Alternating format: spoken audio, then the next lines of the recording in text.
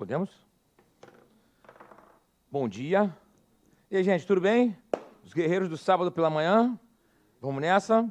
Bom, para fecharmos aqui a nossa aula número 5 e fazermos um link também com a nossa aula 6, eu vou falar de depreciação, né?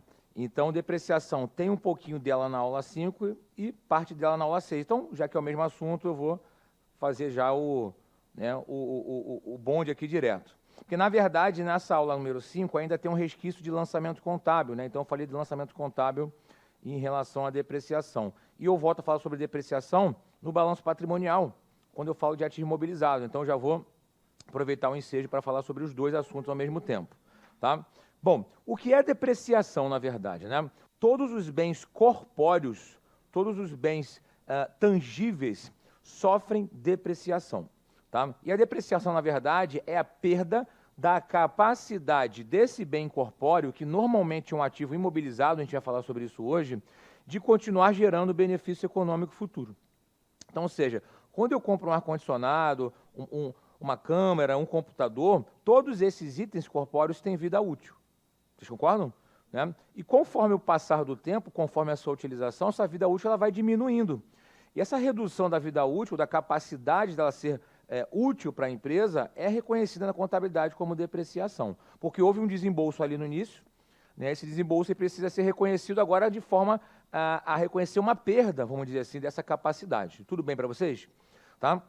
Então, o ativo imobilizado, inclusive, ele tem um pronunciamento contábil específico, que é o CPC 27, só fala de ativo imobilizado. E ali no ativo imobilizado também tem algumas partes envolvendo depreciação.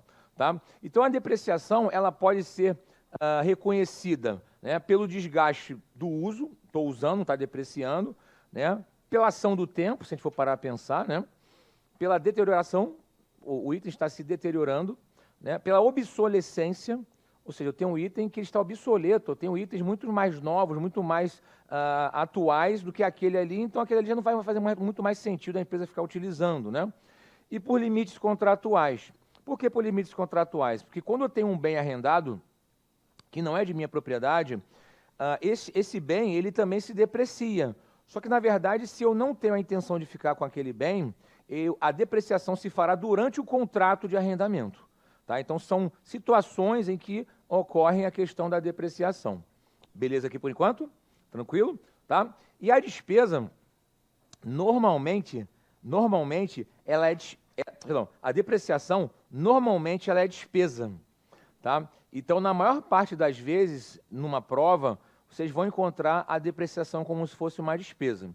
Entretanto, se a depreciação tiver relação com um ativo da atividade operacional da empresa, ou quando a prova indicar, por exemplo, eu tenho uma indústria, né, e eu estou realizando a depreciação da máquina da indústria. Então, nestes casos, a depreciação será custo. Tá? Vocês já tiveram aula de custo? Já, né? Então, eu imagino que o professor de vocês falou o seguinte, custo tem relação com a atividade fim. São gastos relacionados com a atividade fim da empresa. Então, por exemplo, o LAC, né? O meu honorário, né? O meu valor hora para o LAC é custo. Porque, na verdade, o LAC, ele presta serviços educacionais, de concurso público. Então, assim, o valor que ele me paga, para ele, tem que ser custo. O pessoal da parte administrativa e tudo mais é despesa. Ok para vocês? Tá? Então, ele pode ser depreciação, a depreciação pode ser despesa ou custo. Quer perguntar?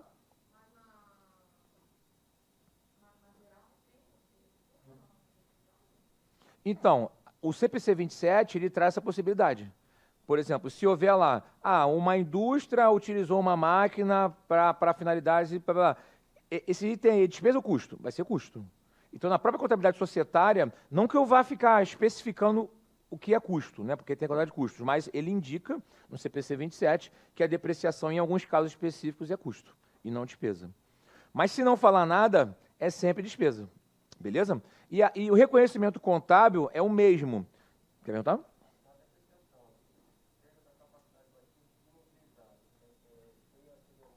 Uma regra. Uma regra. Isso. Porque o ativo intangível, ele não sofre depreciação. Ele sofre amortização. Entendeu? Então, ou seja, o ativo imobilizado é um bem corpóreo. A gente vai até falar sobre isso no balanço patrimonial daqui a pouquinho. Todo bem corpóreo está sujeito à depreciação. E o bem corpóreo, o bem tangível, é um ativo imobilizado. Beleza? Tá? Porque a gente vai ver daqui a pouco os tipos de ativos que existem, né? Então, ou seja, ativo intangível, a gente vai falar sobre isso daqui a pouco, mas é amortizado. Agora, eu posso ter itens que são exauridos, que sofrem exaustão. Ou seja, se eu tiver uma jazida de petróleo, uma jazida de minério de ferro, ou um bem que esteja sendo utilizado nessa exploração mineral natural, não sofre depreciação, sofre exaustão. Oi? Imobilizado. Essa palavra não existe na contabilidade. Mobilizado não, é imobilizado. Tá? Porque acontece, o ativo imobilizado ele tem uma característica que a gente vai falar sobre ele daqui a pouquinho. Ele é um bem tangível, substância corpórea, do qual é utilizado na atividade fim da empresa. Vamos pensar aqui nessa sala aqui. Tudo isso aqui é ativo imobilizado. Se for parar a pensar, né? Cadeira, televisão, câmera, ar-condicionado, tudo isso aqui é imobilizado. Ou seja, ativo tangível, utilizado na atividade fim da empresa ou na atividade na parte administrativa, e que espera-se que a empresa vai utilizar por mais de um período. Normalmente, tudo isso aqui subtende-se que vai ser utilizado por mais de um período. Por quê? A norma contábil é muito sensata no seguinte, cara, se você comprou um item que não vai ser utilizado por mais de um ano, despesa, é despesa esse cara. Pô, vou ficar me preocupando em ficar depreciando? Não, só dura 6 meses. Ou seja, então o imobilizado normalmente dura mais do que um ano. Beleza? Tá? Então, a depreciação vai ser despesa ou custo. Então, eu vou debitar a depreciação, que a depreciação é despesa aumenta por débito, e a conta redutora do ativo, que é a depreciação acumulada. Se é redutora do ativo, aumenta por crédito. E essa conta de depreciação acumulada ela vai ficar justamente embaixo da conta que ela está reduzindo. Vai ser máquina, veículos, computadores, vai ter lá a conta redutora de depreciação acumulada.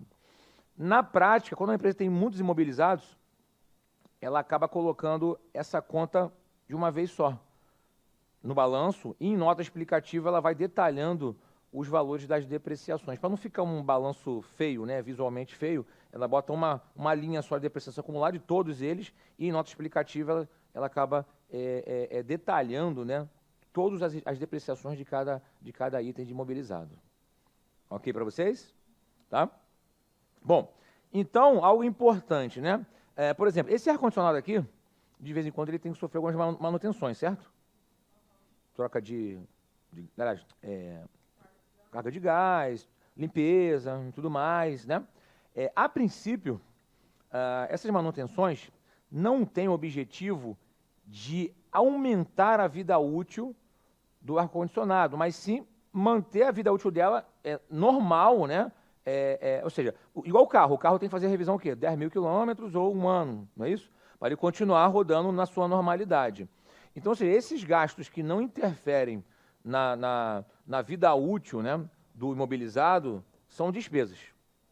Não são acrescidos no valor do imobilizado e não alteram a depreciação porque eles não alteram a vida útil do imobilizado. Agora, vamos imaginar que eu tenha por exemplo, esse ar-condicionado começou a dar problema. Pá, já tem 5 anos de uso. Ao invés de comprar outro, eu troco o compressor. Comprar outro compressor. Essa substituição de peça, ela vai acabar aumentando o quê? A vida útil do equipamento, vocês concordam? Só que acontece, então esse gasto, ele vai aumentar a vida útil do equipamento, logo ele vai ser incluído no custo do ativo imobilizado. Então, olha que interessante. Vamos imaginar o seguinte, comprei o ar-condicionado por R$5.000. Todo ano eu deprecio R$1.000, todo ano. Aí no último ano, no finalzinho do último ano, começou a dar problema, fica assim, caramba, gastar mais R$5.000 para comprar outro? O cara falou que R$1.000 eu compro um compressor. Aí eu coloco o compressor ali, gasto R$1.000, aí ele estima a vida útil dele mais 2 anos. Então, esses R$1.000 vai ser incluído no valor do ativo imobilizado. Repare que já foi depreciado quase todo, quase zero, só que ele trocou mais 1.000, porque essa peça que eu substituí vai aumentar a vida útil desse imobilizado. Então, ou seja, eu vou ter mais 2 anos de vida por conta dessa peça. Então, esses R$1.000 vão entrar no valor do ativo imobilizado, no custo do ativo imobilizado. Tudo bem para vocês? Logo, eles vão aumentar o valor do ativo. Então, esse valor que eu paguei para trocar a peça, ele vai aumentar o valor do ativo. Reparando que quando eu faço a troca só de um filtro ou faço uma limpeza, é uma despesa, porque ele não aumenta a vida útil do equipamento. Ele só mantém o equipamento funcionando na sua normalidade. Agora, quando eu troco o compressor, já dando vários problemas, e eu aumento a vida útil dele, é como se estivesse refazendo o motor de um carro. Né? O meu primeiro carro foi um Fiestinha, né? Fiestinha, e ele era... Eu comprei na época em 99, ele era 97, tinha 2 anos de uso, né? Eu fiquei quase 10 anos com ele.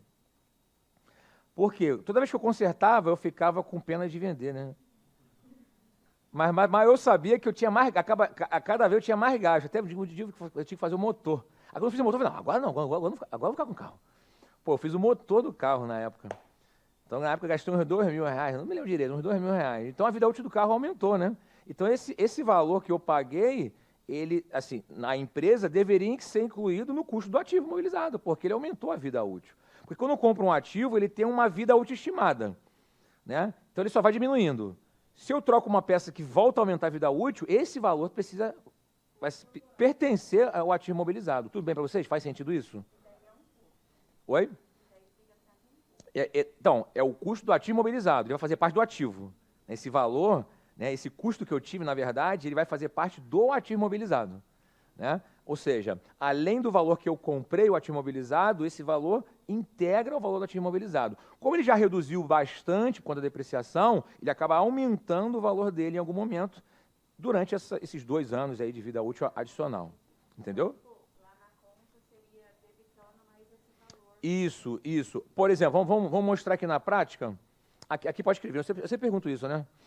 Ó, vamos pensar aqui o seguinte, né? Eu tenho um item, sei lá, que me custou R$100.000 e a vida útil dele é de 10 anos. Tá? Então, a depreciação desse cara, ano, vai ser R$10.000 por ano. Vocês concordam? 10 por ano. Supondo que no 8º ano, então no 8º ano, esse cara já depreciou quanto? 80.000, vocês concordam? Então, o que eu vou ter de valor contábil aqui? 100.000, que é o custo, menos a depreciação acumulada de 80. Então, o valor contábil líquido são de R$20.000, porque vão durar mais 2 anos. Aqui. Aí, hipoteticamente, vamos imaginar que eu substituo uma peça, vou botar aqui, ó, substituição de uma peça no valor de R$5.000, que aumente a vida útil em 3 anos. Então, ou seja, esse cara aqui tinha um valor contábil de R$20.000, com a expectativa de durar mais 2 anos, né? Porque já consumiu 8, vocês concordam? Como esse cara vai aumentar a vida útil, né? O que eu vou fazer aqui? Eu vou incluí-lo ao valor do ativo, então esse cara vai ser o quê? 25. Então, eu tinha 2 anos aqui, mais 3 anos aqui. Então, eu vou dividir esse cara por 5. Então, as minhas novas depreciações terão um valor de R$5.000. Opa!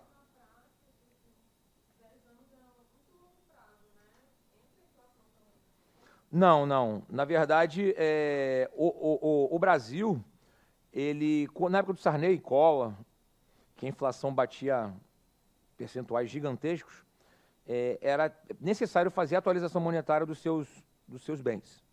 Tá? Atualmente, não é necessário, somente em países que existe uma hiperinflação, Venezuela, Argentina e tudo mais.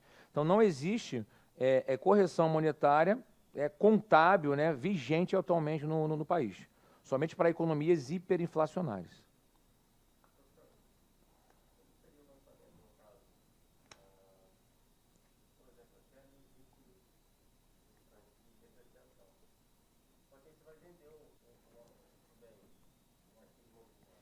Então, vamos falar sobre esse lançamento da venda já. Ou seja, o lançamento da depreciação, inicialmente, é o quê? Débito de R$10.000, assim, eu digo todo ano, né? Todo ano, R$10.000, R$10.000. Ou seja, durante 8 anos eu faço esse lançamento. Quando eu comprei, vai ser débito no imobilizado e crédito no caixa, ok? Então, todo ano eu vou fazer o lançamento de depreciação. Débito de depreciação, crédito de depreciação acumulada. Quando eu chego aqui, no 8º ano, que eu tenho esse valor residual aqui, aliás, esse valor líquido aqui, quando eu compro a peça é débito no valor do imobilizado e crédito no caixa.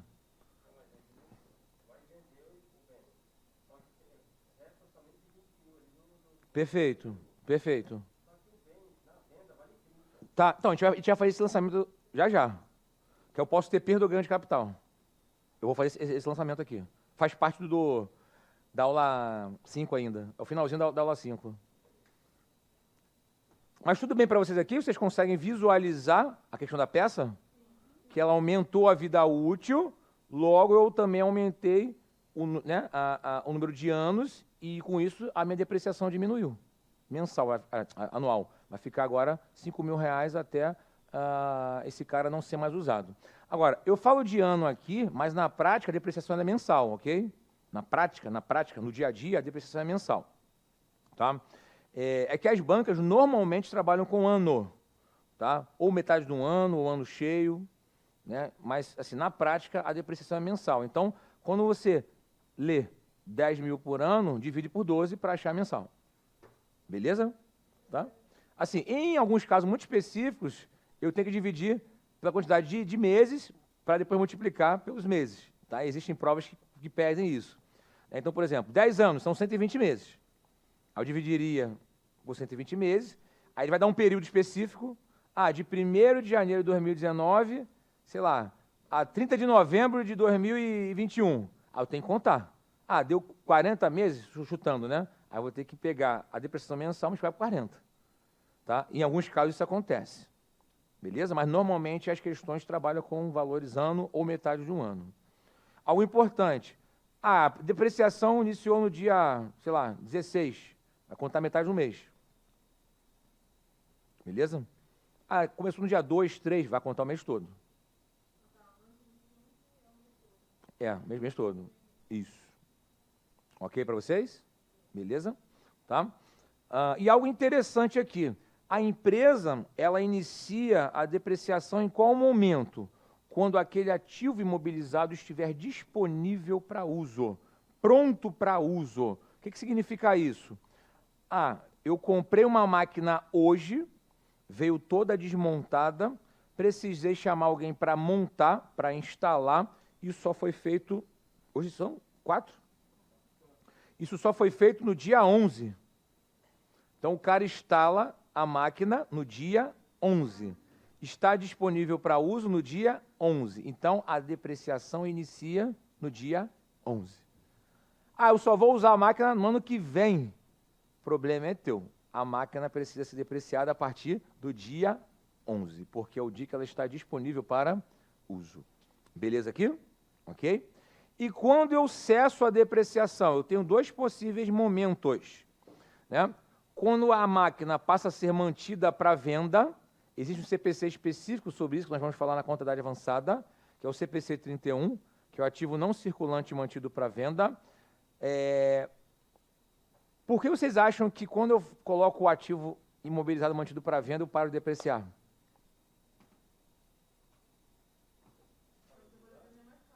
Oi? Oi? Porque ele não vai ser mais ativo imobilizado para a empresa. Ele passa a ser estoque. Quando eu mantenho ele para venda, ele passa a ser estoque. Porque o ativo imobilizado não é para ser vendido, ele é para ser utilizado dentro da atividade operacional. Estoque não se deprecia. Assim, a gente faz uma perda de ajuste por valor realizável líquido, né? A gente vai falar sobre isso. Mas estoque não se deprecia. Então, ou seja, ele perde a função de estoque, de imobilizado, e passa a ser estoque. É um item mantido para venda. Ele vai para o estoque com o valor líquido. Valor líquido. Já depreciado. É o valor que ele tem já depreciado. Tá? Ou quando ele é baixado. Quando ele é baixado, não é somente por venda. Vamos imaginar que houve um furto desse item, sei lá, esse bem ficou inservível para a empresa, eu vou ter que dar baixa desse cara. Então, se eu dou baixa desse item, como é que eu vou ficar depreciando se ele não tem mais utilidade para a empresa?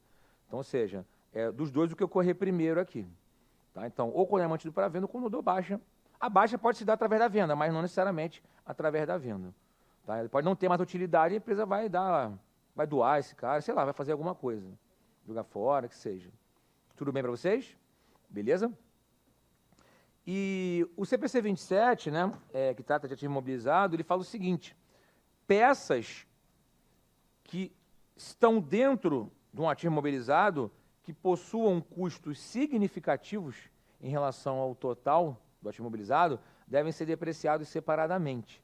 Então, a norma, ela dá o exemplo do avião, a aeronave. Um avião, ele é montado, né? São várias peças que são montadas, né? Então, todas as peças ali, motor, asa, turbina, todas elas têm custos significativos, não é isso?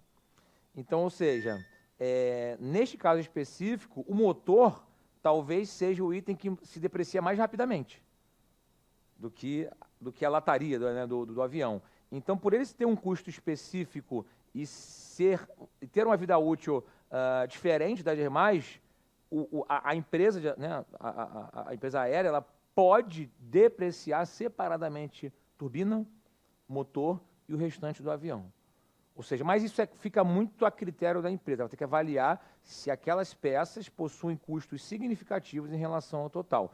Porque ela tem condição de avaliar quanto custou o motor, quanto custou a turbina, quanto custou as demais peças para montar o avião. Então, se ela conseguir visualizar isso, ela pode depreciar separadamente cada peça. Imagine uma empresa de energia ou de telecomunicação que passa fibra ótica, um monte de lugar também, fio para lá, fio para cá, um monte de aparelho, hub, switch, tudo isso tem custo significativo em relação ao total. Ela poderia também depreciar isso separadamente, se ela quisesse fazer. Se ela tiver condições de fazer, na verdade, né? Então, são situações que a norma nos traz aqui para a gente pensar aqui. Beleza? Tudo bem? Bom, em relação à vida útil, porque a depreciação, na verdade, ela acaba tendo uma relação com a vida útil do equipamento, não é isso? Se a vida útil ela é maior, eu deprecio menos, né, ao longo do tempo. Se a vida útil é menor, eu deprecio mais ao longo do tempo. Tá? Só que a vida útil tem que ter relação com a expectativa da empresa sobre aquele item. Então, ou seja, é diferente dos percentuais que a legislação tributária ela me obriga. Para fins tributários, a depreciação de uma máquina, por exemplo, tem que ser 10 anos e pronto. Mas para a empresa, cara, eu posso durar menos anos ou mais anos. Depende da minha utilização. Então, para fins contábeis, a depreciação tem relação com a vida útil econômica daquele item para a empresa, esquecendo a legislação tributária. Quando ela for tributar, aí ela vai fazer os ajustes necessários que ela julga coerentes e de acordo com a norma. Inclusive, na parte da tarde, eu vou dar um exemplo dessa diferença entre societário e fiscal na hora da DRE, na hora de pagar os tributos, né? Vou dar esse exemplo.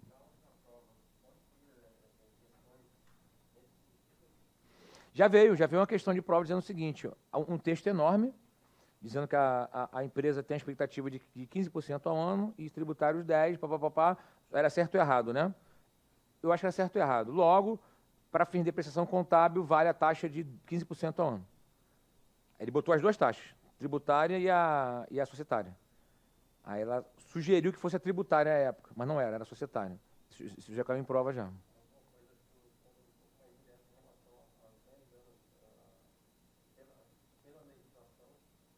Não, dificilmente a prova vai te pedir para você lembrar que a legislação pede 10% ao ano, porque tem que ler todos os percentuais e não faz muito sentido. Assim, sinceramente, eu não lembro de uma questão dessa. Que peça que você fixe, quais são os percentuais, isso não faz sentido nenhum. Não, aí que tá. Se ele vier com essa questão de obrigatória para fins societários, não, está errado. Porque aí vai depender da vida útil econômica daquele equipamento para aquela empresa. Às vezes, meu concorrente tem o mesmo veículo que o meu, só que eu rodo mais com ele. Então, eu deprecio mais rápido. O cara quase não roda, deprecia menos, né? Então, vai depender da forma com que a empresa utiliza aquele item.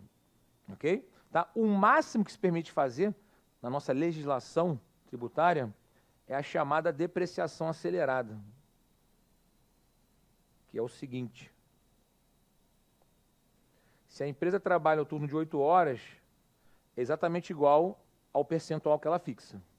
Se ela trabalhar 16 horas, ela pode multiplicar por 1,50, ou seja, adicionar mais 50% à depreciação daquele equipamento. Então, se ela fala que o equipamento é de 10% ao ano, se eu conseguir comprovar que eu trabalho 2 turnos de 8, eu posso depreciar 15. Eu preciso comprovar isso para a Receita Federal.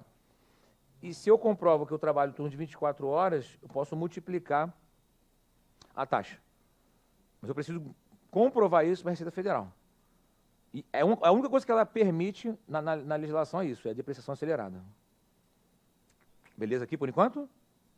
Show? Tá? Bom, depois a gente vai começar a brincar aqui com os métodos de depreciação, a gente vai fazer cálculos aqui.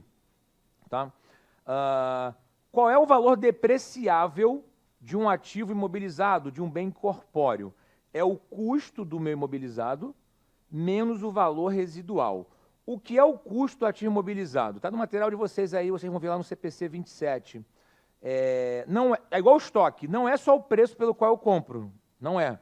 Se tiver imposto de importação, vai ser adicionado, se tiver frete, vai ser adicionado. Se eu tiver que gastar para instalar a máquina, para deixar em condições de uso, vai ser incluído. Tá? Então, são gastos que são além do próprio imobilizado.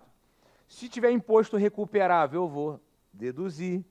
Se eu tiver desconto e abatimento, também vou deduzir, parecido com o estoque. Só que a diferença é que no estoque eu não tenho que instalar nada, né? Não faz nem sentido instalar. Né? No imobilizado, se eu precisar pagar alguém para instalar, vai fazer parte do custo de aquisição. Tudo bem para vocês? Ok? Beleza? Tá? Então, ou seja, é o custo menos o valor residual. O que é esse valor residual? Galera, na prática, a maioria das empresas coloca esse valor zero, vou explicar por quê. Mas a norma, ela sugere que a base de cálculo da depreciação seja custo menos o valor residual. Valor residual é o valor pelo qual a empresa espera vender aquele ativo imobilizado ao final da sua vida útil. Valor líquido de venda. Se houver algum gasto, ela vai arcar com gasto, é o valor líquido de venda. Então, exemplo, se eu comprei esse cara por 100 mil reais, eu espero vendê-lo no final da vida útil por 10, então vou pegar custo menos 10, então a base de cálculo de depreciação vai ser de 90. Ou seja, então, se a empresa tiver condições de aferir, né, ou estimar esse valor residual, ela vai precisar colocá-lo aqui. Na prática, muitas empresas colocam zero. Por quê? Meu amigo, porque isso é uma estimativa. Vocês concordam? Uma estimativa, porque, porra, daqui a 10 anos, como é que eu vou saber o valor de venda? A norma, ela fala o seguinte, olha, todo ano você vai ter que reavaliar o valor residual e a vida útil do seu imobilizado. Porra, aí o que acontece? Se todo ano eu vou ficar reavaliando o valor residual, todo ano eu vou ter que mudar a base de cálculo da depreciação. Olha que saco isso. Então, porra, vai dar um trabalho do cão, né? Então, ou seja, na prática, muitas empresas colocam zero. Mas tem empresa que segue certinho. A empresa de capital aberto, às vezes segue certinho, porque senão a auditoria vai chegar lá, valor residual. O auditor vai querer, não está seguindo a norma, não? Tu não fez uma análise de qual seria o valor futuro de venda? Aí o cara, pô, tem que fazer, aí tem que ficar fazendo, aí tem que reavaliar a depreciação, aí mudar as contabilizações, é um saquinho. Né? O setor que trabalha com ativo imobilizado é um porre por conta disso. Tá? Então, ou seja, custo menos valor residual é igual à base de cálculo da depreciação. Já a gente vai começar a fazer cálculos aqui. Tá? Bom, então, como a vida útil ela é estimada e o valor residual também é estimado, eles devem ser revisados a cada ano. A cada final de período eu preciso revisar a vida útil e revisar valor residual. Ok para vocês? Tá? Aí algumas empresas que elas fazem, porra, mas eu vou revisar porra nenhuma, eu vou pegar a mesma coisa que está na legislação tributária. Porque como ele fixa já o percentual, o cara já deixa. Mas aí é bem provável que talvez ele não esteja representando fielmente a vida útil econômica esperada daquele ativo para aquela empresa. Às vezes ele faz por preguiça mesmo. Não, o cara bota 10%, vou botar 10%. Só para não ter que mudar o valor residual. Mas, de repente, se for uma empresa de capital aberto, o auditor vai chegar, pô, meu irmão, você está usando igual a legislação tributária, por quê? Aí vai pedir explicação. Porque tudo precisa ser colocado em nota explicativa. Né? Então, assim, tem essas questões na prática. Tá? Estou falando na prática aqui, mas para a prova, para a gente, é indiferente. Tá? Então, eu estava falando para ele ali, a legislação te dá várias percentuais. Por exemplo, máquinas 10% ao ano, computadores 20% ao ano, veículo 25% ao ano, construções, edificações 4% ao ano. Então, elas definem algumas vidas, né, a vida útil de vários ativos. Cara, mas isso é muito arbitrário, né? Isso é para fins tributários só. Mas para fins societários, contábeis, a empresa tem que olhar, pô, meu edifício não vai ficar 25 anos, vai ficar 50. Então, vou depreciar com 50 anos. Né? Mas, para fins tributários, eu tenho esses percentuais já pré-definidos. Então, algumas empresas, para não ficar tendo trabalho, vai lá na depreciação da legislação tributária e faz a contabilidade da mesma forma. Só que talvez não esteja representando fielmente a vida útil econômica daquele ativo. Né? Então, numa eventual auditoria, possivelmente eles vão dar um ponto de ressalva lá e vão ter que ajustar isso. Assim, trabalho sempre vai ter. Porque se eu fizer diferente da legislação, quando eu for apurar o tributo, eu vou ter que acertar, para fins de tributação. E se eu fizer igual, algum auditor pode falar assim, cara, isso está errado, você não reflete a vida útil estimada daquele ativo. Então, não tem jeito, a contabilidade tem essas particularidades. Infelizmente, a nossa legislação tributária, ela não está alinhada 100% com as normas. Porque são objetivos diferentes, né? A Receita Federal, ela quer tributar. Então, o objetivo dela é tributar. Então, ela não pensa muito nessa questão de essência sobre a forma. Não, é forma jurídica. Entendeu? Beleza? Tá? Então, qualquer alteração na vida útil de um ativo imobilizado é conhecido como mudança de estimativa contábil. Ou seja, olha, eu comecei a depreciar o meu imobilizado em 10% ao ano, porque eu estimava que a vida útil dele seria de 10 anos. Aí chegou no 5º ano, eu falei, cara, essa vida útil aí tá meio estranha. Né? Então, se faltavam mais 5 anos, pô, esse cara vai durar mais uns 7, pelo menos. Eu posso reestimar a vida útil dele, então esse valor líquido aqui vai ser dividido por mais 7 anos. Só que essa mudança de estimativa precisa ser pontuada em nota explicativa, porque isso é uma mudança de estimativa contábil. Não muda nada para trás, só para frente, mas eu tenho que informar por que minha depreciação mudou. Né? Diminuiu, na verdade, porque eu estimei a vida útil. Qualquer alteração de padrão contábil precisa sempre estar em nota explicativa. Nota explicativa não é uma demonstração contábil, mas toda demonstração contábil precisa conter nota explicativa. E o que é nota explicativa? Explica tudo aquilo, né, que tem de relevante no balanço patrimonial, na DRE, e entre outras demonstrações contábeis. Não, é um anexo junto com as demonstrações contábeis, é um anexo. Porque se você for parar a pensar, o balanço DRE são só números, né? Você olha assim, caramba, e aí? O que ele quer me dizer, né? Então, quando eu vou pontuando a nota explicativa, ele vai explicando tudo aquilo que está, né, no balanço, na DRE. Lembra da característica qualitativa de verificabilidade? Nós falamos na primeira aula. Então, é verificar se aqueles valores que estão nas demonstrações contábeis são fiéis. Como é que eu faço isso? Nota explicativa. Preciso ter muito bem explicado, inclusive. Só que a gente costuma brincar na área da contabilidade, né? Quando a nota explicativa ela é muito grande, muito extensa, tem merda aí. Fica demais. Aí o cara está putando alguma merda ali.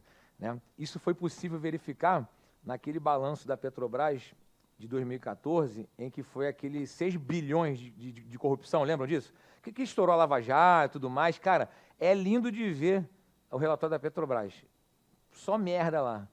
Né? Se você for parar para analisar, com calma, é só merda. Mas é lindo de ver, explicando assim, gigantescamente cada fase, e esses 6 bilhões foram contabilizados como baixas de gastos capitalizados indevidamente. Bonito, né, a nomenclatura, né? Só que aí na nota explicativa explica o porquê dos 6 bilhões, dos contratos superfaturados, e tal. Aí você tem que ler, tem que falar. Porque, na verdade, esse balanço deu muito problema, porque no primeiro balanço não tinha essa descrição, não tinha essa informação. Aí, quando isso foi à tona, porque é um balanço público, olha, que porra é essa aqui? Pô, não tem essa explicação. Aí a empresa de auditoria se sentiu na obrigação de cobrar de novo isso, porque ela também passou batido, aí teve que explicar tudo. E 6 bilhões foi pouco, na verdade, né? Assim, foi o valor que foi assumido por colocar um percentual específico, aí fizeram um cálculo dos contratos, chegou a 6 bilhões. Mas, na verdade, foi muito mais. Por quê? Na contabilidade avançada, a gente vai ver um assunto, que eu sou apaixonado por ele, que é chamado de redução ao valor recuperável de ativos, que é a perda por impairment. Essa perda por impairment, que também imobilizado sofre, é diferente da depreciação. A depreciação, ela é a redução da capacidade do ativo continuar gerando benefício econômico pelo seu desgaste, pelo seu uso e tudo mais. Mas a capacidade de gerar caixa de um ativo imobilizado, ele precisa ser mensurada, assim, de fluxos futuros, né, para valor presente, e comparar com o custo atual. Como vários contratos estavam superfaturados, a maioria dos ativos imobilizados da Petrobras também estavam com valores contábeis superfaturados. E ao analisar a capacidade de geração de caixa de todos aqueles ativos imobilizados, chega a essa conclusão que o custo do valor contábil dos imobilizados estavam muito superiores à geração de caixa desses imobilizados. Não só Passadina, Comperge, lá no Rio de Janeiro, complexo petroquímico, que seria o maior da América Latina, né, teve casa desapropriada, Itaboraí virou um polo absurdo. Levantaram um hotel, levantaram um shopping, levantaram um condomínio, porque esperavam que a Petrobras, né, essa Comperge, fosse ser a salvação da lavoura. Nada, aconteceu nada com isso lá. Aí, a gente ficou na miséria lá, e cara, foi horrível. Né? Então, só aquele Comperge foram 20 bilhões de reais superfaturados. Os ativos imobilizados estavam 20 bilhões registrados a mais do que a capacidade daquele ativo gerar caixa. Bizarro, né? Aí esse assunto a gente vê na contabilidade avançada. E esse ajuste vai para resultado, é despesa, é perda. Aí nesse ano a Petrobras registrou 44 bilhões de reais de perda por conta desse impairment. Por isso que ela deu um prejuízo lá gigantesco de 20 e poucos bilhões de reais. Bizarro, né? Então, é tudo imobilizado, tudo isso é por conta dos imobilizados. Então, é um setor-chave para a empresa o ativo imobilizado. Então, é muito importante que a empresa tenha setores específicos para tratar dos ativos imobilizados, que eles são muito importantes. Tudo bem para vocês? Beleza? Querem fazer alguma pergunta? Querem tirar uma foto?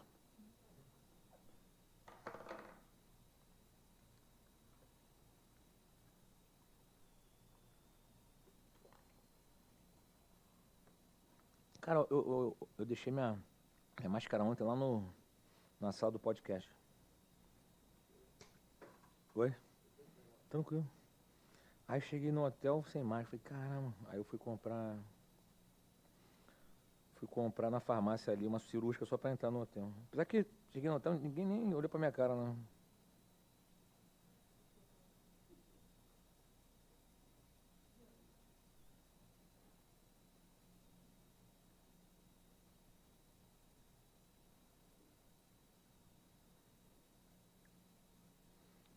Beleza aí?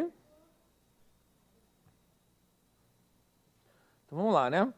Então vamos falar agora dos métodos de depreciação, tá? Sem querer esgotar o assunto aqui, na prova basicamente cai em 3. Método linear, cotas constantes, soma dos dígitos, que esse aí o pessoal às vezes tem um pouco de dificuldade de entender, mas a gente vai mostrar aqui. Ele é decrescente e por unidades produzidas. Então, ou seja, ele é proporcional à quantidade produzida. Se eu produzo muito, deprecio muito. Se eu produzo pouco, deprecio pouco. Tá? Então, são 3 métodos que costumam cair bastante em prova. Ficou bonito isso aqui, né?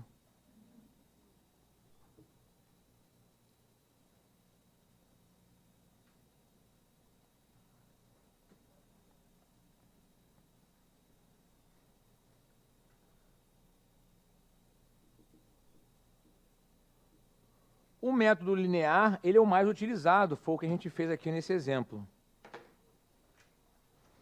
O método linear, ele trabalha com as cotas de depreciação constantes, né? Então, vamos imaginar o seguinte, comprei imobilizado por 100 mil reais. O valor residual, né, estimado, pensando aqui, hipoteticamente, de 20 mil. Então, a base de cálculo da depreciação vai ser de quanto? 80, né? Ou seja, porque o valor depreciável, ou seja, a base de cálculo da depreciação vai ser o custo menos o valor residual, valor do qual eu espero vender ao final da vida útil, beleza? Então, ou seja, o valor depreciável vai ser de 80 mil reais. Lembrando, aí algo importantíssimo, vocês não podem errar, tá? Por favor. Tá? Isso aqui, muita gente erra, e quando a banca trabalha com múltipla escolha, ela sempre vai colocar uma opção, né, que a maioria da galera costuma fazer, né, que é a errada aqui. Tá? Vou mostrar já já. Então, supondo aqui, ó, que a vida útil estimada seja de 5 anos, tenho duas opções aqui. Ou eu divido 80 mil por 5, ou, o que eu vou fazer aqui? Considerando que são 5 anos, a taxa de depreciação é o quê? 20% ao ano. Vocês concordam? Ou divido por 5, ou multiplico por 0,20. Vai dar no mesmo. Beleza? Então, ou seja, depreciação anual, 80 mil dividido por 5, vai dar o quê? 16. Vocês concordam aqui? Beleza? Tá? Então, como é que fica isso aqui, ó? Ano 1, 2, 3, 4, 5. Aí eu vou botar aqui, ó, depreciação ano. Depreciação ano. Acumulada e saldo. Então, toda depreciação ano vai ser quanto? Do valor de 16. 16, 16, 16 e 16. Agora, algo muito importante que a maioria dos candidatos erram, tá? Quando deprecio no primeiro ano 16 mil reais, qual seria o valor contábil líquido do imobilizado? 100 mil menos 16. A maioria erra, a maioria pega 80 mil menos 16. Porque uma coisa foi o custo, a outra coisa é o valor depreciável. 80 é o total de depreciação, mas a galera costuma botar o valor contábil do meu imobilizado vai ser 80 menos 16. Aí dá 64. E vai ter a questão lá com 64. Se for múltipla escolha, certamente vai ter. E a maioria vai nela. Vai esquecer que, na verdade, me custou por 100. Ok para vocês? Tá? Então, ou seja, eu começo com 100, ó, 100 mil reais. Então, aqui, ó, acumulado, né, eu tenho 16, eu tenho 32, eu tenho 48, não, 48 não, é 48, eu tenho 64 e eu tenho 80. Vocês concordam? Ou seja, essa aqui é a depreciação ao ano, que todo ano preciso depreciar. Então, esse cara aqui, em tese, pertence quem? A DRE, porque é a despesa com depreciação do ano. E no balanço patrimonial, eu tenho que acumular, porque lembra que as contas patrimoniais acumulam saldos? Então, todo ano eu vou acumular 16 mil reais. 16, 16, 16, 16, 16. No final do quinto ano, eu acumulei quanto? 80. Então, olha que interessante aqui, ó. 100 menos 16 vai dar o quê? 84, né?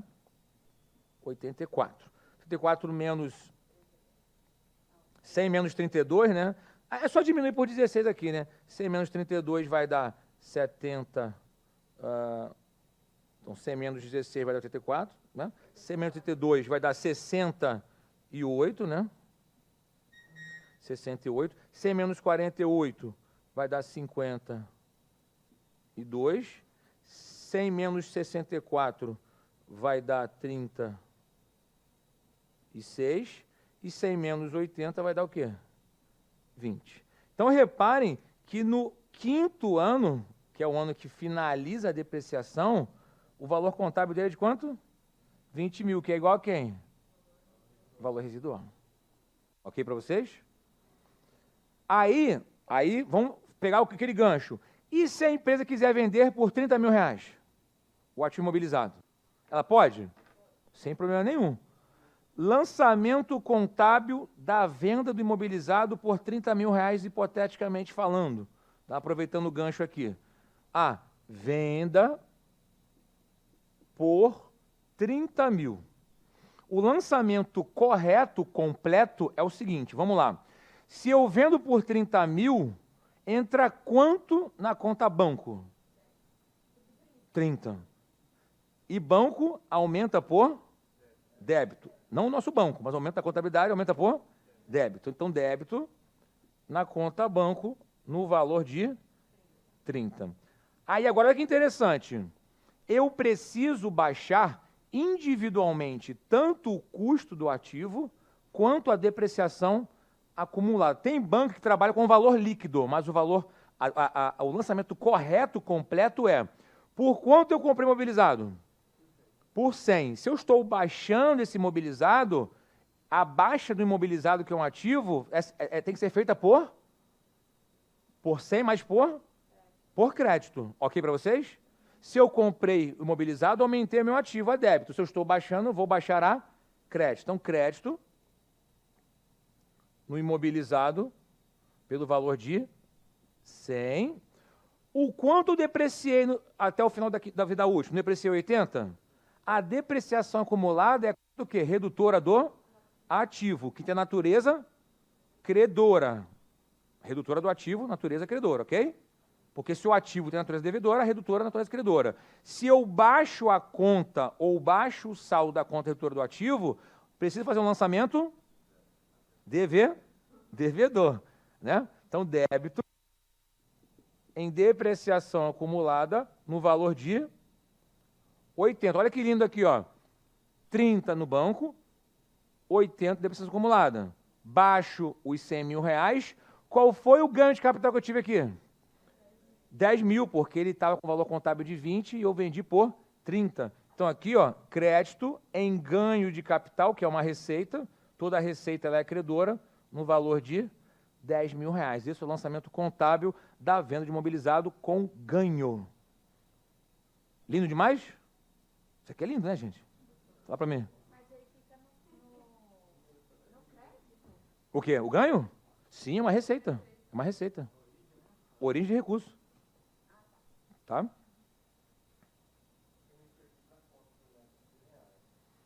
Não, o linear é o mais fácil, porque sempre 16 mil. No valor aqui? Não, isso aqui foi estimado. Isso aqui a banca vai dar. Isso aqui a banca vai dar. Tá? Se ela não falar nada, melhor ainda, que é menos um cálculo a fazer. Não, mas é sério mesmo, porque isso aqui acaba às vezes dando uma confundida. É porque, na verdade, eu compro por 100, mas a base de cálculo de depreciação é 80, que é 100 menos os 20, aqui, ó. Valor depreciável, custo menos valor residual. Então, ou seja, a minha depreciação tem como base 80 e não 100. Se eu não tivesse valor residual, a base de cálculo seria 100, entendeu? Aí todo ano eu depreciaria 20, mas como foi 80, todo ano eu deprecio o quê? 16.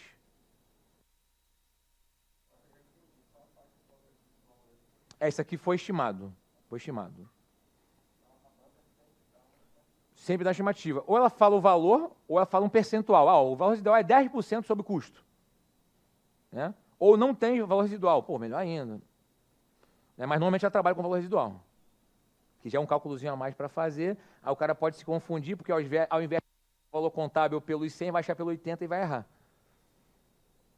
Mas a lógica, conseguiram pegar aqui? Tá? Então, beleza. Agora vamos para a soma dos dígitos. Esse cara costuma dar um pouquinho mais de confusão. Tá? Esse cara aqui é o clássico, né? O método linear é o clássico aqui.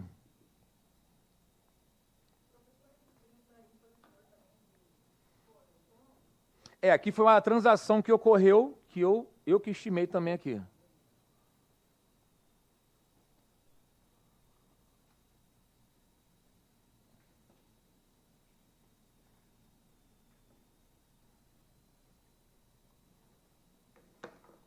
Soma dos dígitos.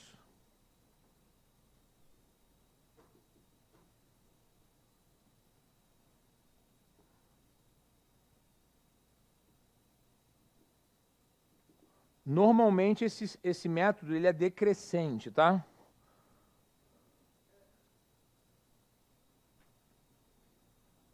Eu ouvi uma voz aí querendo falar. Ou foi só um suspiro mesmo? Qual é a lógica do método da soma dos dígitos, né? O que acontece? Esse método ele fala o seguinte: teoricamente, quando eu compro um equipamento novo, mobilizado novo, ele dá menos problemas, não é isso? Então a performance dele é mais, né? Ele é mais produtivo para a empresa. Então eu consigo produzir com mais velocidade, com mais potência. Então ele tende a ter menos gastos com manutenção. Então qual é a ideia aqui? Deprecio mais no início, que eu tenho menos gastos de manutenção, e conforme o tempo vai passando, a máquina já vai ficando meio ruim, eu tenho que fazer mais manutenções, vai produzindo menos, e eu tenho mais gastos com a manutenção. Então é para equilibrar, ou seja, enquanto eu tenho menos gastos, eu posso depreciar mais. E quando eu tenho mais gastos, aí eu deprecio menos, porque a máquina já está chegando no final da vida útil dela, é para compensar uma coisa com a outra. Então, nesse método aqui, eu deprecio mais no início e menos no final. Por que a soma dos dígitos, tá? Então, vamos explicar o seguinte. Mesma coisa aqui, ó. Custo, valor de 100, valor residual de 20, logo, a base de cálculo da depreciação de 80. Vida útil, 5 anos. Só que aí não é linear, não posso mais dividir por 5. Qual é a lógica aqui? Vou somar os dígitos. Como assim somar os dígitos? Quantos anos tem a vida útil? 5, né? O que ele vai fazer aqui? 1, mais 2, mais 3, mais 4, mais 5.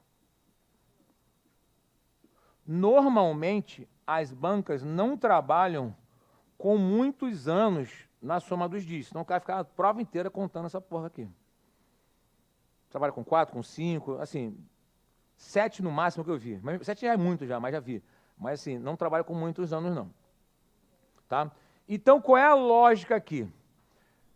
Se eu somar os dígitos, vai me dar 15.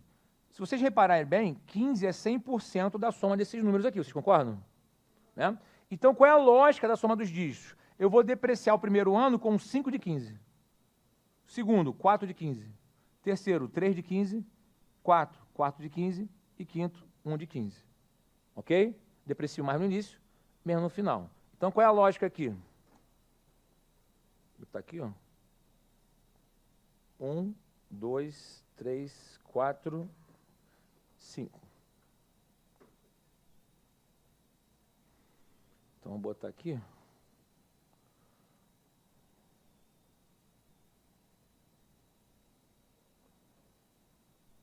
Ano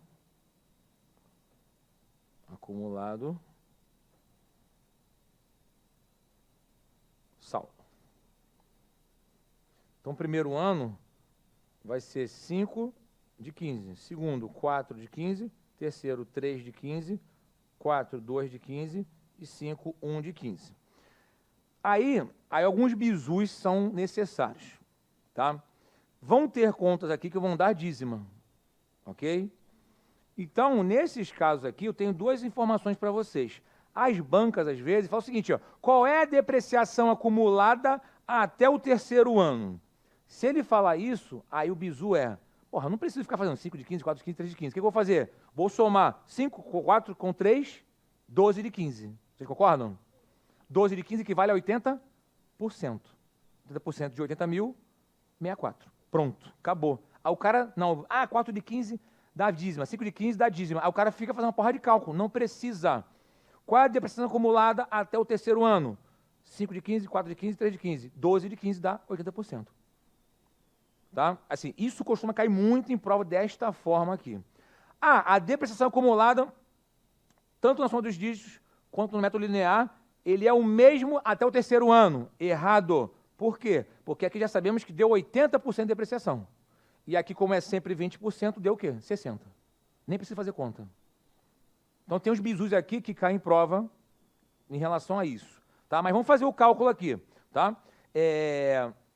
Talvez... divida 80 mil por 15, por favor.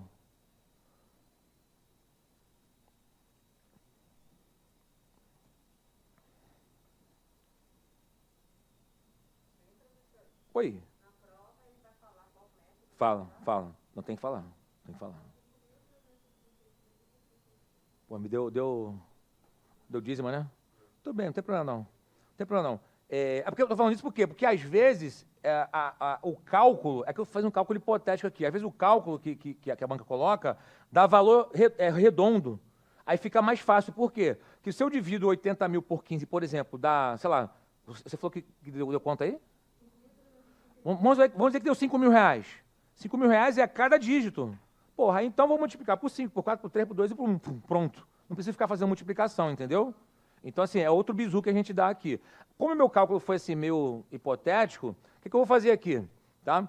Aí eu vou pedir um favor para vocês. 5 de 15 dá exatamente 1/3. Esse ficou fácil, né? Então, dividam, por favor, 80 mil por 3, que é a mesma coisa. Né? Se eu dividir 80 mil por 15 e multiplicar por 5, é a mesma coisa que eu dividir por 3. Ok para vocês? Tá? Então, façam para mim aí, 80 mil. Então, vamos lá. Quanto? Tá. Beleza. Agora, me faz um favor. É 80 mil dividido por 15 vezes 4.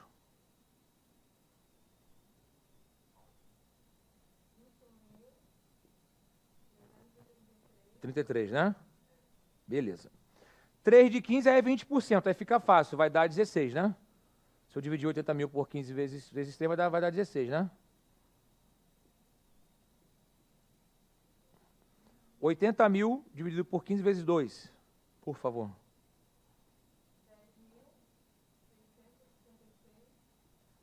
67. Beleza. E 80 mil por 15 vai dar aqueles 5 mil que você falou, 5 mil e pouquinho, né? 5 mil, 333, 33. É isso, tá?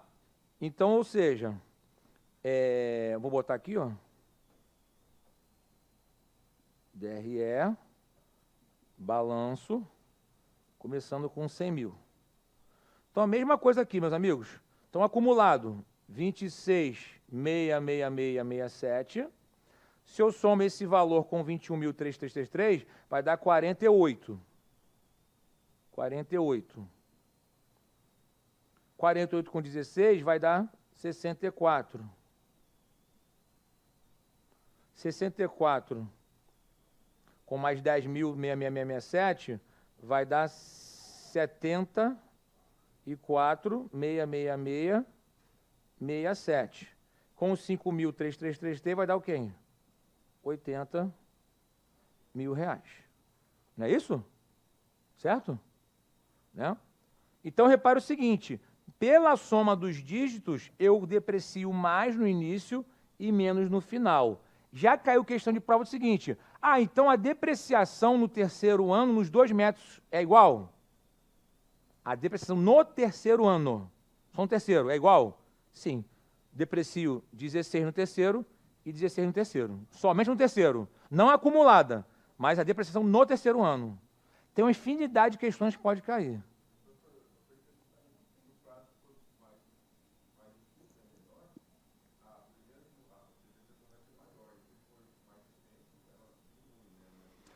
Toda vez que eu tenho um prazo maior, a depreciação tende a ser menor, né?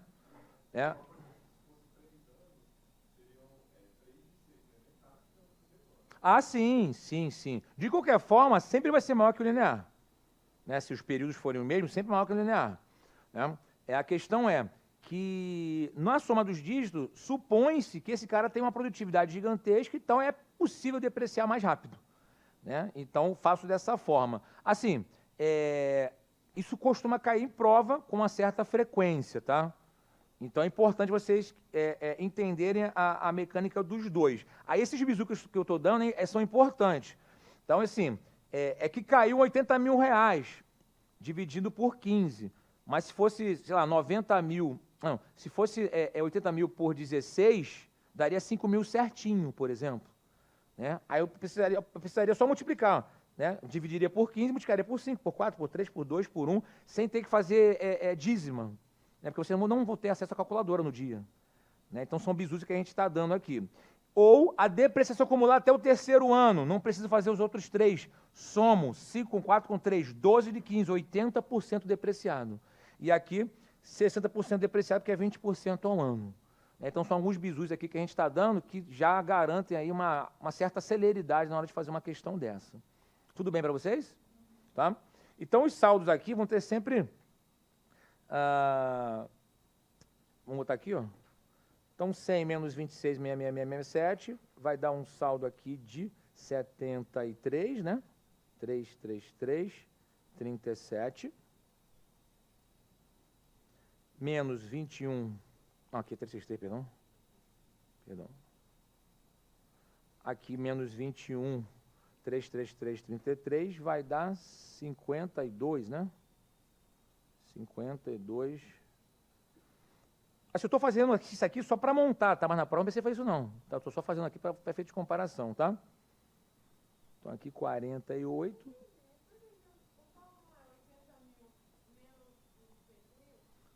Não, nunca pode ser 80, é 100, né? Que a gente falou sobre isso? O valor contábil nunca pode ser os 80, tá? Então, 52 menos 16 vai dar 36. Menos 10, 6667. Então, aqui vai dar menos 10, daria 26. Mas é 25, 333, 33. E aqui, justamente, os 20 mil reais. Ou seja, então, a soma dos dígitos se apresenta neste formato aqui. Todos conseguem visualizar a diferença entre um método e outro? Linear, todo ano, deprecio da mesma forma, independentemente se eu uso mais ou menos. Soma dos dígitos, decrescente. Deprecio mais no início e menos no final. Mas, para isso, eu preciso somar os dígitos, por isso, o nome de soma dos dígitos. Se eu tivesse só 4 anos, seriam 10 dígitos. 1 mais 2 mais 3 mais 4, daria 10, seria mais fácil. Seria 4 de 10, 3 de 10, 2 de 10, 1 de 10. Seria menos um ano, seria melhor para fazer. Então, quanto mais dígitos, mais chato é o cálculo, né? Oi?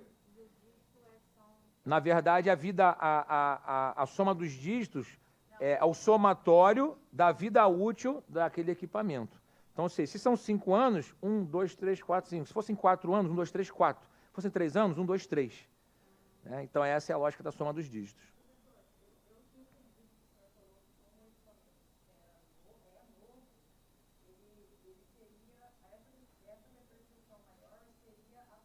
Não, no início. No início. Ué, porque ele produz mais, ele trabalha mais. Então, qual é a lógica aqui? Se eu trabalho mais, se a máquina está mais nova, eu posso depreciar. Então, eu posso desgastar ela mais rápido. Eu só posso produzir mais rápido, essa é a ideia. Porque qual é a lógica aqui? Quando a máquina é nova, ela tem menos gasto com a manutenção. Então, a ideia desse método é depreciar mais no início para compensar o pouco ou quase zero gasto com a manutenção. Conforme os anos forem passando, essa máquina vai produzindo menos, logo eu deprecio menos, mas também eu tenho mais gastos com a manutenção. Então, é para equilibrar esses dois pontos. Tá? Então, essa é a lógica. Tudo bem para vocês? Tá? E o método das unidades produzidas.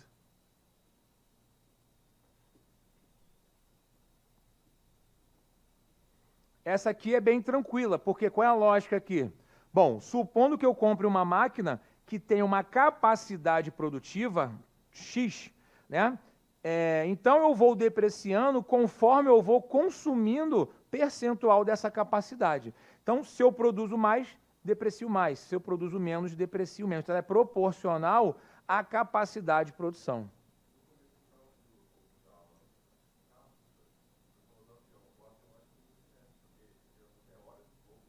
Sim. Perfeito. Assim, com a pandemia, muitas empresas passaram a adotar esse método. Por quê? Muitas empresas ficaram muito tempo produzindo muito pouco, ou quase nada. Então, ou seja, elas passaram a não depreciar, ou depreciar pouco, né, e conforme elas foram, né, voltando à normalidade, foram depreciando conforme essas unidades produzidas. Então, é proporcional. Então, qual é a lógica aqui? Né? O custo de R$100.000, um valor residual hipotético aqui de 20. Então, a base de cálculo da depreciação de 80.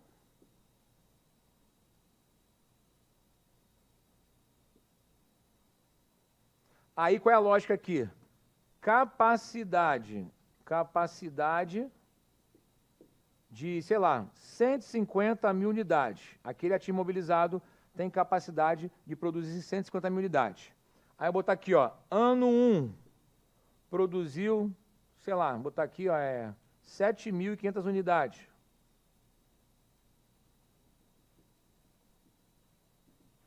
Ano 2, 15.000 unidades. Ano 3, vou botar aqui, 22.500 unidades. Então, qual é a lógica aqui? Duas formas de fazer isso. 150.000 unidades equivale ao quê? A 100% da capacidade, certo? Logo, ao dividir 7.500 por 150, eu chego aos percentuais que eu já consumi dessa capacidade. Vocês concordam? Se eu dividir 7.500 por 150, dá quantos por cento aí? Se pegar 10% é 15, 7.500 é 5%. Não é isso? Né? Então, aqui 5%. 15.000, 15.000, 10%, e 22.500 seria 15%. Não é isso? 15%. Então, quanto eu já consumi da capacidade produtiva dessa máquina? 30%. Vocês concordam? Não é isso? Então, já consumi 30%. Logo, a depreciação acumulada no terceiro ano vai ser o quê? 30% de R$80.000. Que vai dar o quê? 24.000. Se eu quiser fazer por ano, só multiplicar por 5. 5 por 10 e por 15. Acumulada, 30% de 80.000, 24.000. Ou, o que eu posso fazer? Ou, se eu pegar 80.000 e dividir por 150.000 unidades, alguém pode dividir para mim, por favor? 80.000 por 150.000 unidades? 80.000, que é o valor da depreciação aqui, né? 0,53333. Vou botar muitas casas decimais aqui, para ele ficar igualzinho aos 24.000. Então, ou seja, eu posso afirmar que cada unidade produzida é uma depreciação de valor monetário de 0,5333333 centavos por unidade produzida. Vocês concordam?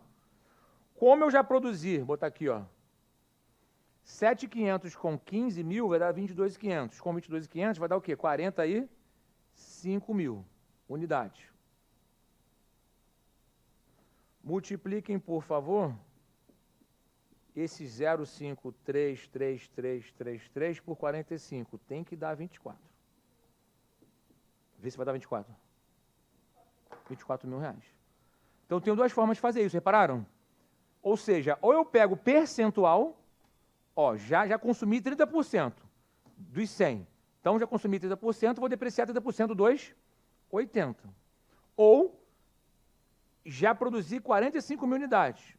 Né? Ou seja, se eu dividir o valor da depreciação, né, a base de cálculo, pela quantidade produzida, vai dar o valor depreciável por unidade. Se eu já produzi 45.000 unidades, vai dar o mesmo valor aqui. É divisão multiplicação, então assim, não tem muito... não tem, assim, a soma dos dias poderia ser feita da mesma forma. Tá? Dividir 80.000 por 15 e sair multiplicando. É porque dá dízima, né? Aí fica chato de fazer a conta. Mas é a mesma coisa aqui. 22.500.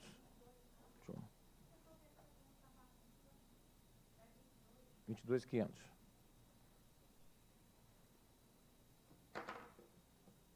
9,15, ótimo. E aí? Depreciação, ok? Então, vamos fazer... Vou deixar aí 2 exercícios para vocês fazerem.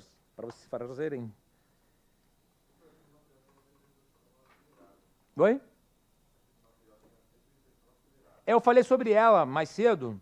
É que, na verdade, é a única hipótese que a legislação permite você depreciar um pouco a mais, quando você comprova que você usa ela por mais de um turno, né? Então, ou seja, um turno é igual à legislação, 2 turnos de 8, 16, multiplica por 1,50, adiciona mais 50%, e se eu comprovar 3 turnos, 24 horas, dobro a depreciação prevista na legislação. Né? Então, é a única possibilidade aí, né, de aumento da depreciação.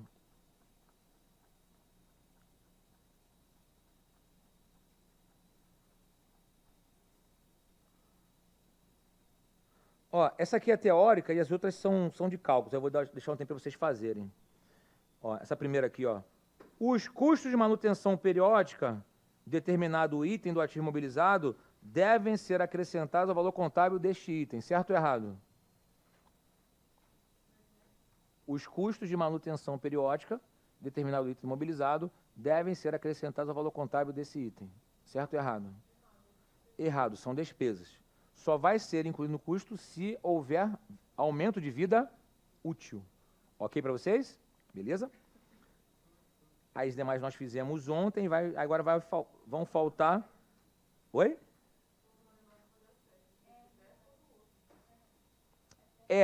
Faltou uma questão que a gente não corrigiu de ontem, mas da outra aula, aqui eu saí aí, né?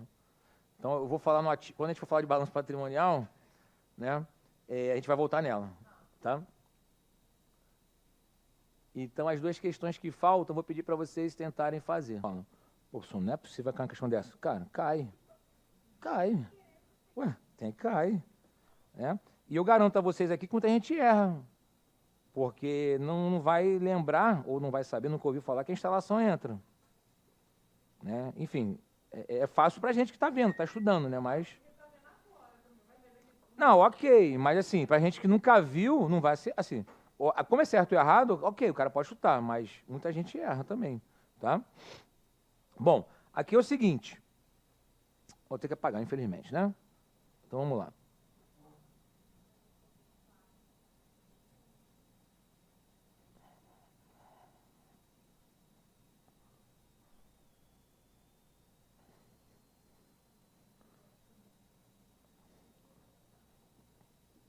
Ó, então, aqui, ó, 100 mil menos 30, igual a 70.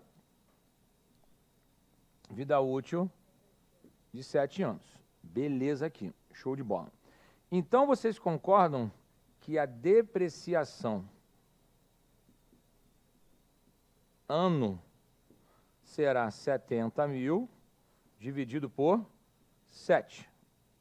10 mil por ano. Logo, no 4º ano, eu vou ter o quê? 40 mil de depreciação. Todos concordam? Que é 10 mil vezes 4. Isso no método linear. Na soma dos dígitos, tá? O que eu vou fazer aqui, ó? Vou botar aqui 30.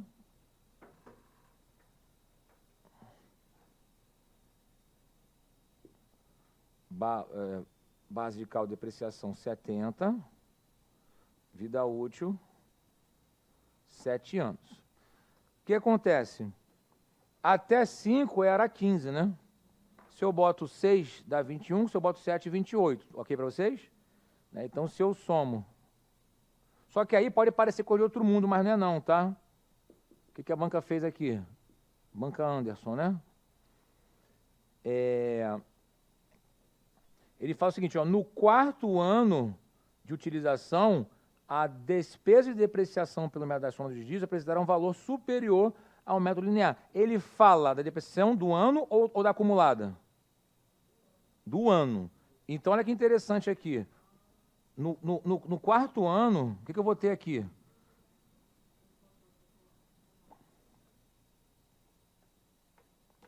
Porque ele fala de despesa, né? Despesa, né? Então, o que eu vou fazer aqui? No 1º ano, 7 de 28, não é isso? 6 de 28 no 2º. 5 de 28 no terceiro. E agora, ó, 4 de 28 no quarto. 4 de 28, se eu for dividir por 4, dá o quê? 1/7. Não é isso? Não é isso? 1/7. Logo, se eu dividir 70 mil por 1/7, vou achar quanto? 10 mil reais. Então, elas são iguais. Concordam? Oi? Ela fala que é superior, então está errada a questão. Ele não pede da depreciação acumulada, ele pede a despesa da depreciação no ano. Então, a gente sabe aqui que a depreciação no ano é quanto? De 10 mil. E naquele ano específico, também aqui é 10 mil reais.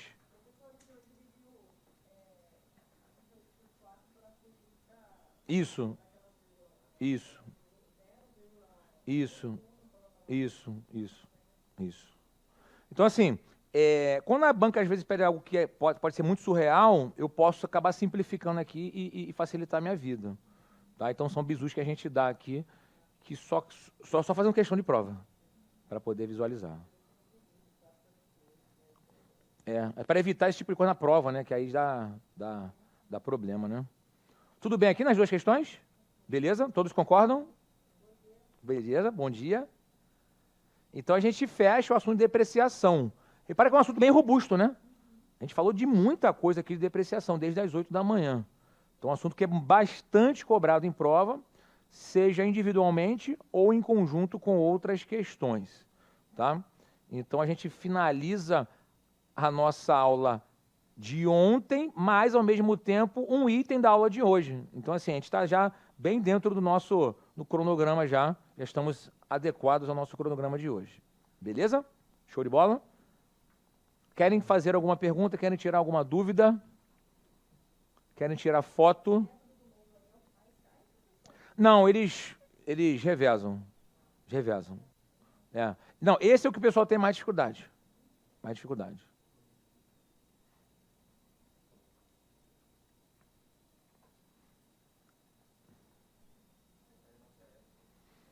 Caiu na PF, caiu na PF.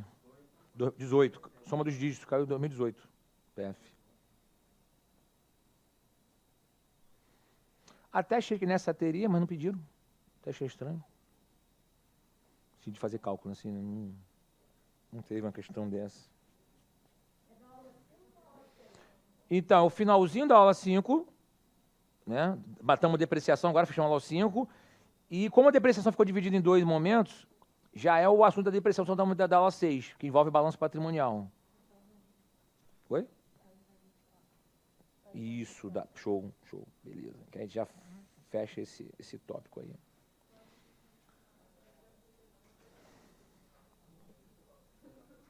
Ó, são 9h30, o que eu vou fazer aqui?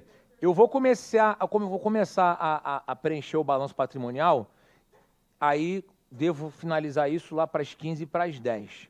A gente faz uma pausa, primeira pausa. Aí, quando a gente voltar, a gente já começa a fazer os detalhes finos de cada item do balanço patrimonial. Beleza? Ok?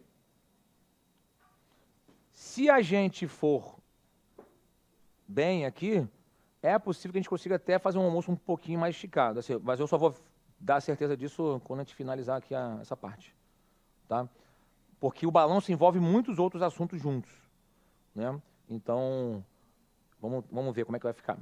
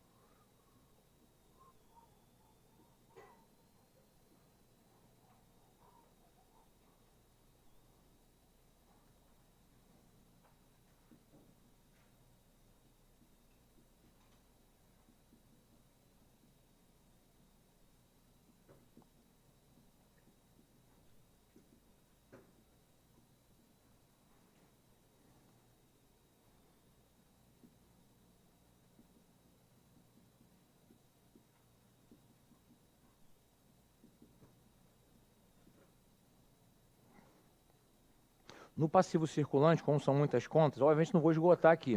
Aí eu vou botar algumas ao lado, mas elas são, na verdade, de cima para baixo, porque senão não vai caber aqui, tá?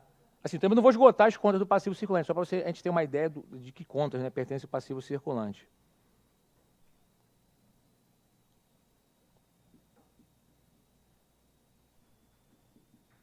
Descontadas.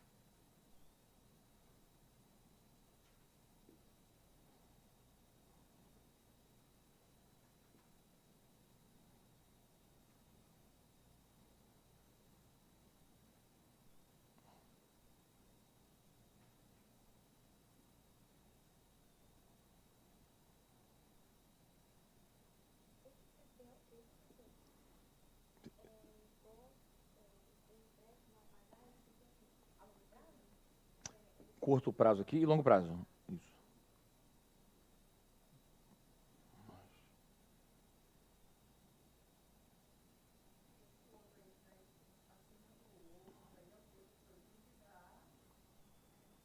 Cadê? Dividendos a distribuir.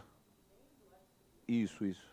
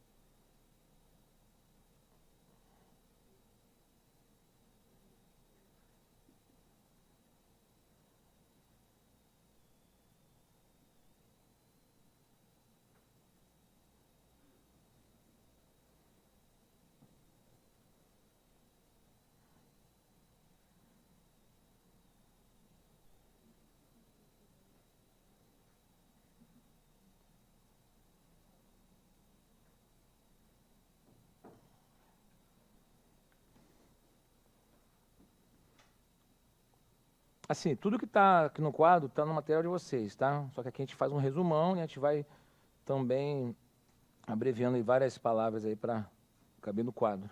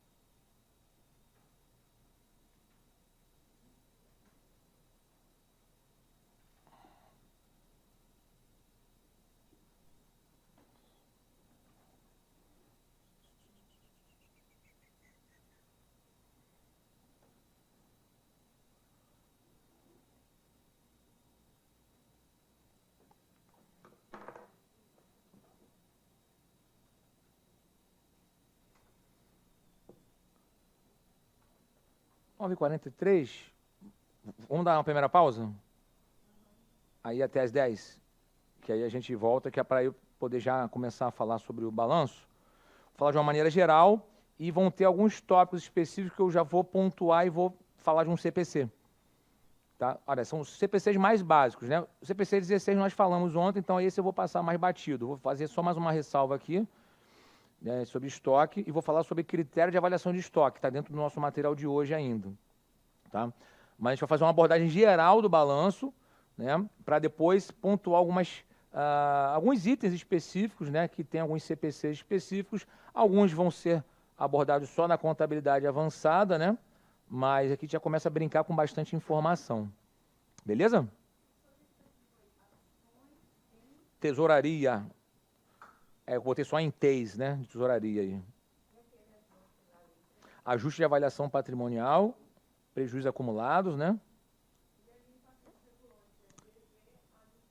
Dividendos a distribuir, adiantamento de clientes, né? Duplicata descontada. De avaliação patrimonial.